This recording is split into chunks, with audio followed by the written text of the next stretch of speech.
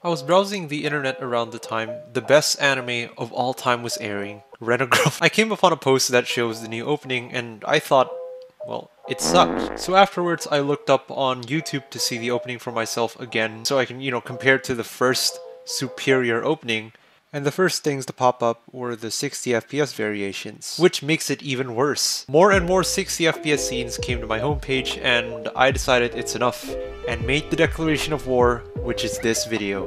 Today, I will be explaining the nature of turning 2D animation into 60 FPS and why it should be illegal immediately.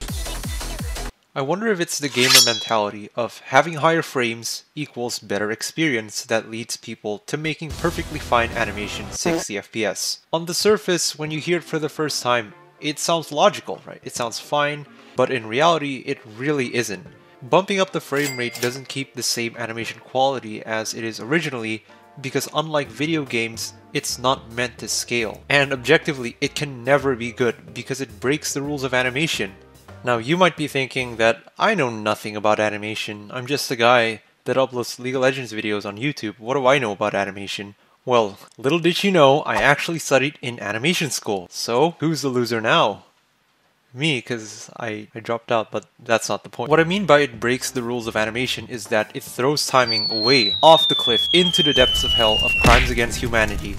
Take a look at some of these comparisons. The scenes overall lose the feelings given from the original versions, and one thing that I noticed which stands out the most to me is when in some shots the elements move around as smooth as butter, while in other shots the scenes are a lot choppier. In a 24 FPS animation, not every frame is a new drawing.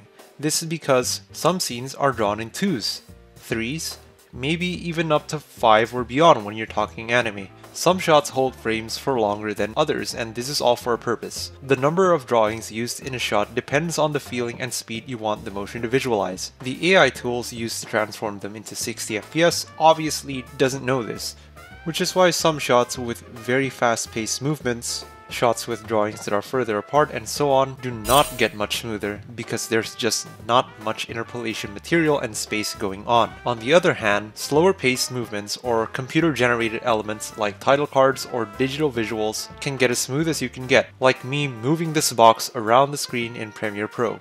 The imbalance of smoothness throws me off, and I can't for the love of me see the appeal of turning a perfectly fine anime scene into 60 FPS and re-uploading it in its entirety. And don't even get me started on watermarking anime scenes on YouTube. Looking at the shots again, the timing of the 60 FPS shots even feel off. It doesn't feel right.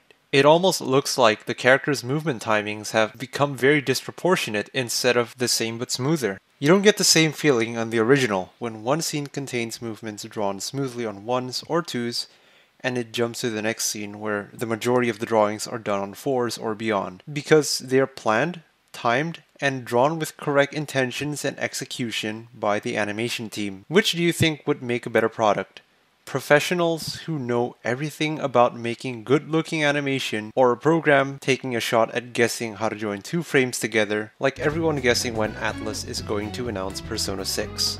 Before I move on, it's important to know the basics of keyframes and in-betweens. Keyframes are the frames that contain the important drawings that make up the scene. Take the walk cycle for example. Poses that define a walk cycle are the beginning and end poses, the 2 extremes when you're at the highest and at the lowest points, and the middle. By looking at these 5 drawings sequentially, you can identify it as a walk cycle. But those 5 drawings alone are pretty choppy, which brings us to in-between frames. Frames drawn between 2 keyframes to smoothen the transition from one keyframe to the next. Typically, there would be up to 2 in-betweens in every keyframe interval. The AI programs that transform anime into 60 FPS use an interpolation method that merely attempts to create extra in-betweens to bump up the frame rate. But the catch is that the AI is not a professional animator, and so the most it can do is compute a mix between the 2 frames.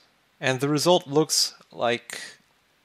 yeah. So not only do their movements feel weirdly paced, but they also don't look good. In video games, cutscenes are scalable with FPS. Most of them are intended to look good in high frame rates. They were animated in the way that would fit that, And it's because the scene is rendered in real time when your computer encounters the cutscene. The video game code tells your computer's graphic engine how to animate the characters, the timing to animate their characters, and then your computer does that based on the strengths and settings that you have chosen for your graphics. And this is definitely not the case for TV animes and animated movies. Those are pre-rendered. They were animated in the way that would fit the set frame rate.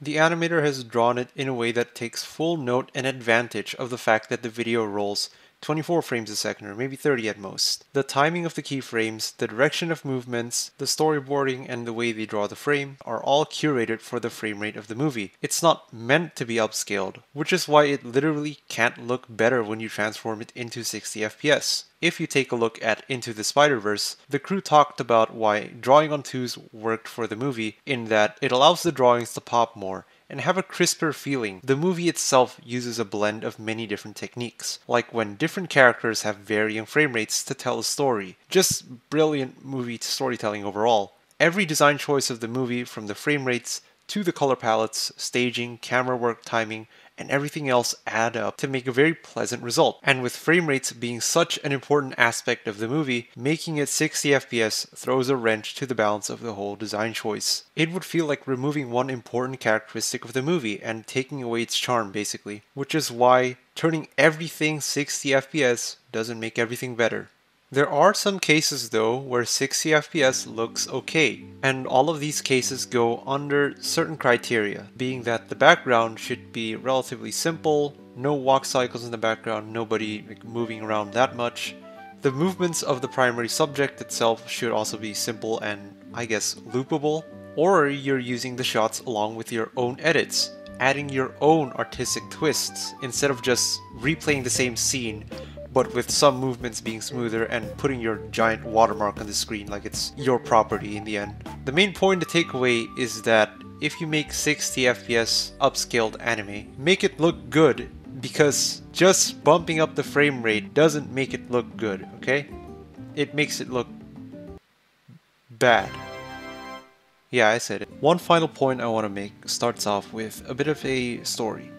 Try to reminisce the time that you were with your parents going to an electronics store with lots of computers, lots of cameras, and lots of TVs. And do you vaguely remember looking at the TV playing their retail videos, and the videos seem a lot smoother than the TV you have at home?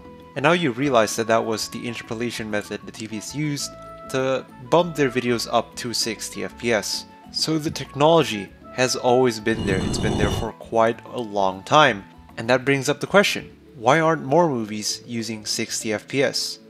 Or at least the movies with little VFX. There are a lot of reasons, some valid, others not really, but it ultimately comes down to the fact that a lot of us are used to 24 FPS on movies, and it's a lot more cost saving. And a higher frame rate like 60 FPS is often perceived as unnatural and cheap looking like your average rom-coms. While I am not here to debate whether or not that's a valid reason, several movies have tried to implement higher frame rates in the past. It's met with varying opinions. Some people say that it should be on 24 FPS and it looks very uncanny and too non-fiction. And some other people say that this is the future, it looks amazing, and more people should get used to it, and they're just stuck on the past. But in the end, if you look at the TVs, if you look at the technology, everything is there, everything is set for movie makers to make 60 FPS the norm, but today, literally 99% of all movies are still in 24 FPS. 99% of all animation are still in 24 FPS, which shows that that frame rate is here to stay. In my opinion, there should be a world where these frame rates can coexist on different artistic visions. 60 FPS animation can look good, or at the very least, interesting, ambitious, and has heart when the creators intended it to have 60 FPS as its format. So yeah, stop upscaling anime to 60 FPS because higher frames do not equal better. Thanks for watching.